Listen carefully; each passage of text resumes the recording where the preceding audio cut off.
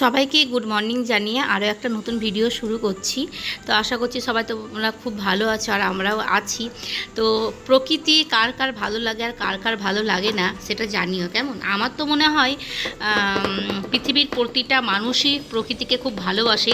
তো একজনই আছে যে ভালোবাসে না গাছ ফুল এই প্রকৃতিকে, সেটা হচ্ছে আমার বর। তো সেই জন্য আমি চলে এসেছি ছাদে সকাল সকাল, তা আবার লুকিয়ে গাছগুলো লাগাচ্ছি। নিচে কয়েকটা গাছ লাগিয়েছি, ফুল ফোটে, এত সুন্দর লাগে বাড়িটা দেখতে, সেটা আমার বরের ভালো লাগে না। তো সেই জন্য আমি ফুলতলার থেকে এনেছি কয়েকটা গাছ, তোমার যেমন অপরাজিতা, মানি প্লান্ট আর একটা টগর ফুলের গাছ। প্রথমে যেই টগর ফুলের গাছে মাটি দিলাম একটু বড় দেখলে, তো সেটা কিন্তু কারোর বাড়িরই হচ্ছে ডাল কেটে রাস্তায় ফেলেছে। তো দেখছি তুলসী পিসি নিয়ে যাচ্ছিলো একটা আমাদের বাড়ির পাশের পিসি। তো আমি বললাম যে আমাকে একটা ডাল দাও। সেই ডালটা আমি এমনি টবে মাটির মধ্যে এমনি, মাটিটা নরম ছিল, এমনি পুঁতে রেখেছি। দেখছি যে অনেক পাতা বেরিয়ে গেছে, কয়েকদিনের মধ্যে করিও আসবে, সেটা দেখে আসলাম। মানে এত ভালো লাগে আমার গাছ লাগাতে, ফুল দেখতে। তো সেই জন্য ওই ওপরে লুকিয়ে রাখলাম। আর নিচে যে কয়েকটা গাছ আছে সেই কয়েকটা এখন আলোচনা চলছে যে আমার বর নাকি গাছগুলো সব কেটে দেবে। তো মনটা ভীষণই খারাপ লাগে যে যখন নিজে হাতে, যেমন বাচ্চাকে ছোটো থেকে মানুষ করা, তো সেই রকমই একটা গাছ যখন ছোটো থেকে লাগিয়ে এসে বড় হয়ে ফল দেয় ফুল দেয় একটা বাচ্চার মতো, তো সেই জিনিসটা যখন কাটা পড়ে যায় না, মনের মধ্যে ভীষণ একটা কষ্ট হয়। তো যাই হোক, ছাদে তো দেখলে পুরো জামা কাপড় সব মিলে দিয়ে আসলাম, কাছে নিয়ে ওইগুলো কিন্তু কালকে ছিল। আর এখন তো প্রতিটা দিনই বৃষ্টি পড়ছে, যার জন্য জামা কাপড় শোকাচ্ছে না। এই উপর নিচ জামা কাপড় মেলছি, রান্না করছি, যখনই বৃষ্টি পড়ছে আবার ছুটছি ছাদে, হয়তো নিচেরগুলো ভিজে গেল বা নিচেরগুলো তুলতে গিয়ে ছাদের ভিজে গেল। তো এইরকমভাবেই জামা কাপড়গুলো 3 দিন থেকে ওই রকমই আছে।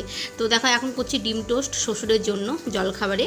চাল কুমড়ো করব ইলিশ মাছের মাথা দিয়ে। তো চাল কুমড়ো এখানে আমি কেটে নিয়েছি, আর এই হচ্ছে মাছটা ধোয়া হয়ে গেছে। তো কিছুটা ফ্রিজে রেখে দেবো আর কিছুটা রান্না করব। কারণ আমার মাকে দেখতাম যখন চাল কুমড়ো রান্না করতো, তখন দেখতাম যে চাল কুমড়োটাকে কেটে নুন দিয়ে মাখিয়ে জলটাকে ফেলে সেটাকে সর্ষে কালো জিরে ফোড়ন দিয়ে ভাজতো, নুন আর হলুদ, আদার্স আর কোনো মশলা না।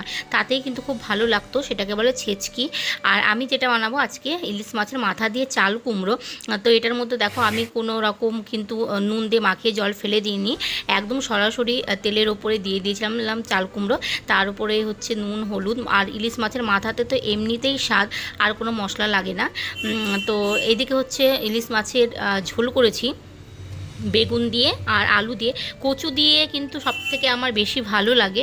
কিন্তু কচু তো এখন নেই ঘরে, আর কেই বা এনে দেবে। আমার ছেলে তো স্কুলে, ও থাকলে ওকে কাজ মানে যেটাই বলি না কেন ও কিন্তু এনে দেয়। আর দেখো রান্নাবান্নাও কিন্তু আমার কমপ্লিট। এইদিকে দেখো বেগুন দিয়ে আলু দিয়ে ইলিশ মাছের ঝোল করেছি, আর চাল কুমড়ো ভাত, আর এদিকে শসা লেবু। তো চলো এখন স্নান করে নেব।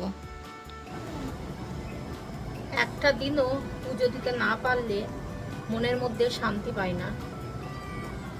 রান্না বান্না করে কাচলাম, এই দেখো, আর গাছ ভর্তি যে ফুল, এই দেখো, ফুল তুলে ঠাকুর কাছে পুজো দিতে পারবো না।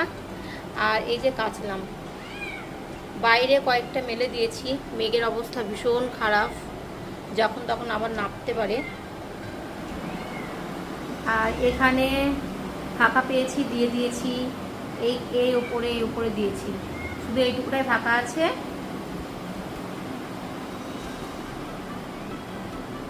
আর যখন বৃষ্টি পড়ছিল তখন ওপরেও গিয়েছিলাম, ওপর নিচ যখন সব দিয়ে দিই বাইরে, তখন এতটাই প্রবলেম হয়, বৃষ্টি আসলে একা একা তোলা যায় না।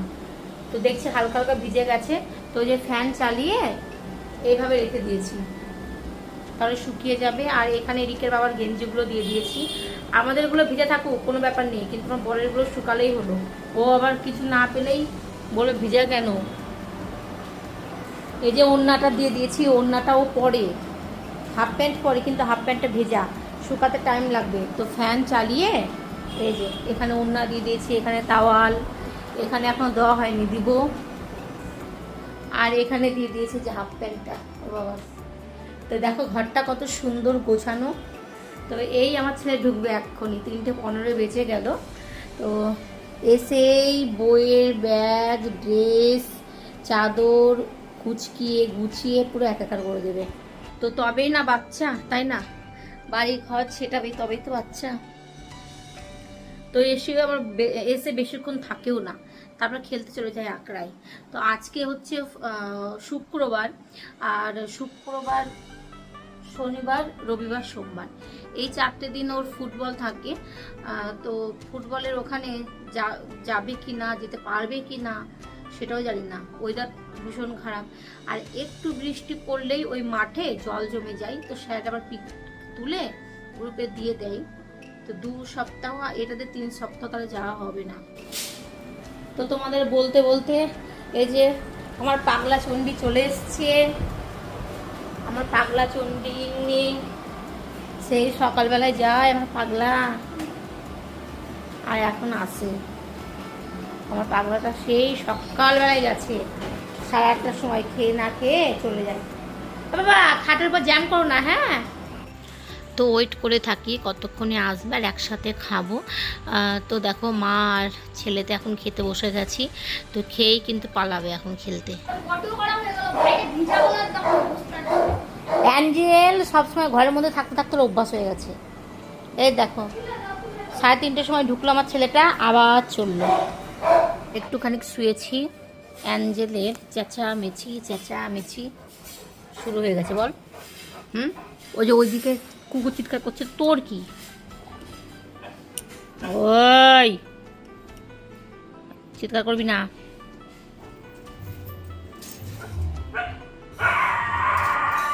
অ্যাঞ্জেল, যত ভাবি ময়দা খাবো না, কিন্তু এই সন্ধ্যা লাগলেই আর মানে থামতে পারি না।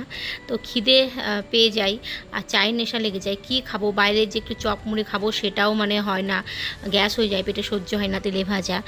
তো সেই জন্য এই যে মা আর ছেলেতে এখন একটু চা আর একটু পরোটা করে খেয়ে পড়তে রাতে করেছি রুটি আর আলুর তরকারি রিকের দাদুর জন্য।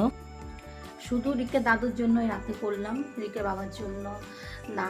তো আজকে যে ইলিশ মাছের ঝোল, ভাত, চাল কুমড়ো করেছিলাম, তো রিকের বাবার আসতে না অনেকটা দেরি হয়ে গেছিলো, তো ও বাইরে খেয়ে নিয়েছিল, তো সেইগুলো সব আছে। তো আমাকে বললো যে রাতে আমার জন্য কিছু করতে হবে না, আমি ওইগুলোই খাবো। তো ভাবলাম যে ঠিক আছে, আর অনেকটাই আছে, আর আমি তো ভাত ছাড়া চলতে পারি না, আমার ভাত লাগবেই, রুটি খেতে পারি না।